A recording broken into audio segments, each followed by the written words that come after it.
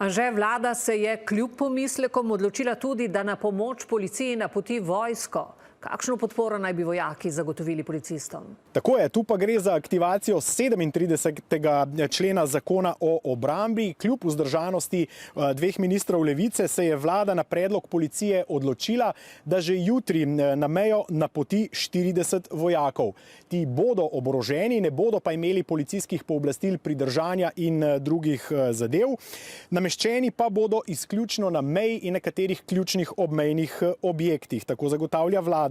To pomeni, da se bo 40 policistov iz vse države, ki so trenutno dodatno napoteni v Novo mesto in na Dolenjsko, lahko vrnilo v svoje matične enote, no zamenjalo pa jih bo tistih 40 obmejnih policistov.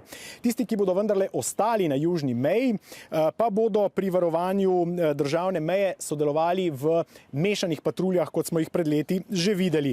No, takšna ureditev pa se bo podaljševala vsak mesec sproti.